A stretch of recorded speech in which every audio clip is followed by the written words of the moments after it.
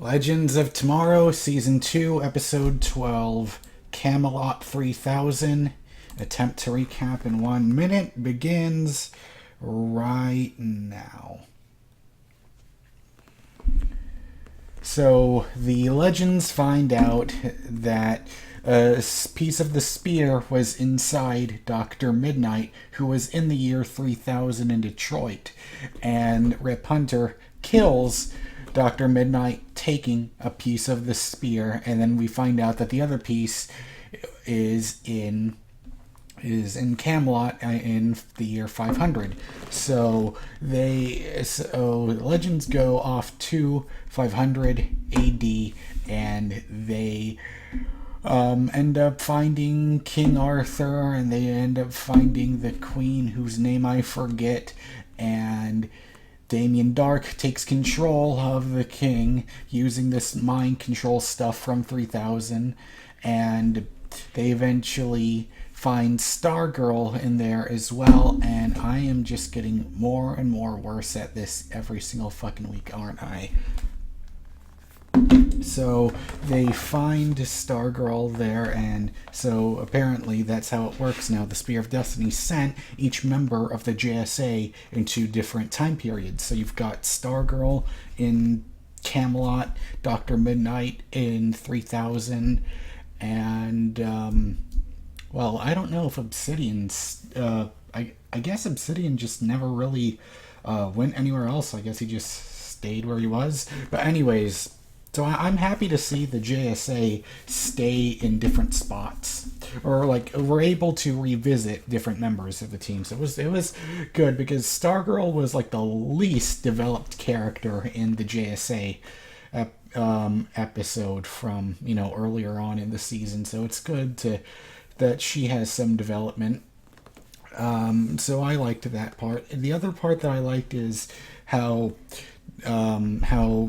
Martin stole the mind control device from Dr. Midnight's lab and makes just saying, "Oh, good for you." I thought that was really funny. Another thing that I really enjoyed was just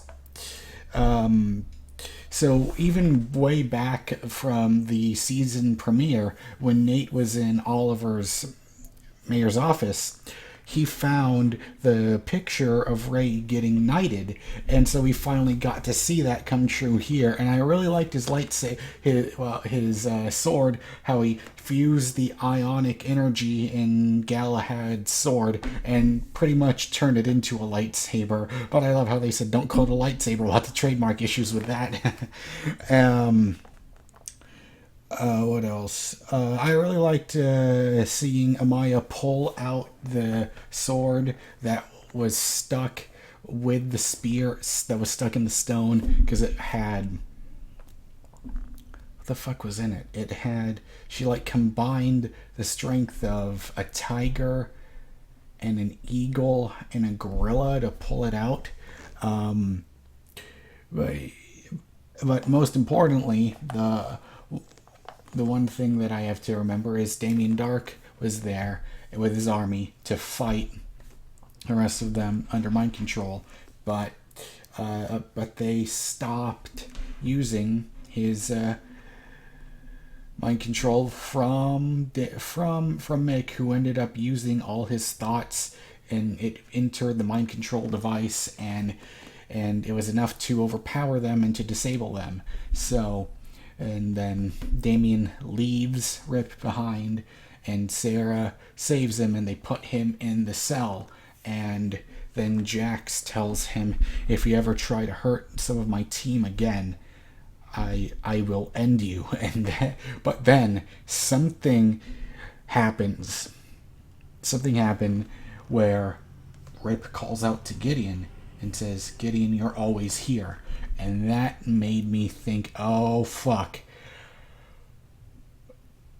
But, of course, Gideon is an AI system, so it's like I don't think she has any loyalty to any one person.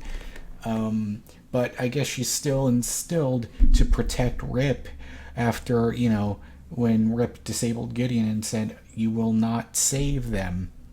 After Gideon because she wouldn't allow Ray to touch that thing that sent him to 1967. So that I find that to be really interesting, and I just hate that we're going to have to wait until March 7th until that happens. Because goddamn it, I hate it when these shows take a break. I really wish that they could just go 23 weeks straight and still have. I mean, the mid-season break is fine, but having all these additional breaks happen in between, I don't understand why they do it. I'm not going to pretend to understand how, because I'm ignorant of how network television works. But anyways, I'm really looking forward to it. And the one other thing to mention is the Queen. I forget what her goddamn name is. But I could feel tension brewing between her and Sarah. And it's funny how Ray says, every legend begins with a kiss. So Sarah finally got to kiss that damn queen. But anyways, I've got to mention something.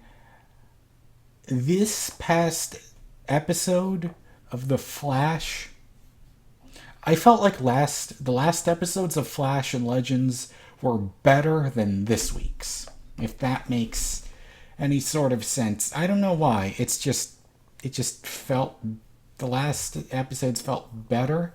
I had way too high expectations for the Gorilla City episode. It was still good, but I felt like, okay, if the last episodes were at an 8.5, I would give this episode of Legends an 8 out of 10. Thoroughly enjoyable, but it wasn't that, oh my god, foam out the mouth caliber that Turncoat was with George Washington. However, this next episode, where it looks like maybe Rip and Gideon are double teaming against the rest of the Legends, and if the whole episode just stays on the ship, everything on the episode just stays on the Wave Rider, I think that would be very interesting to watch. Because, I remember the episode from last season when it was just all about the ships and how the other Time Masters were trying to capture Rip, and then Gideon, and then Mick just ended up selling out the rest of them. I think that if it's anything like that, where it's just all the ship and it's all really intense, I have a feeling it's gonna be very enjoyable. But anyways, I just hate that we have to wait until March 7th. But on the other hand, that is going to be quite exciting, because Logan, we will have already watched Logan by the time, and Horizon Zero Dawn. Two things I'm extremely excited about. But anyways, thank you so much for watching this review of this episode of Legends of Tomorrow. If I didn't bore you to death, you can subscribe to the channel and be sure to click the bell so that you never miss a video from me. You can also watch me on Twitch, and you can watch me on the N4G TV podcast on the N4G TV YouTube channel, and you can also you can also support me on Patreon. I would very much appreciate it if you decided to support me on there. Every dollar counts towards bringing better content to you guys.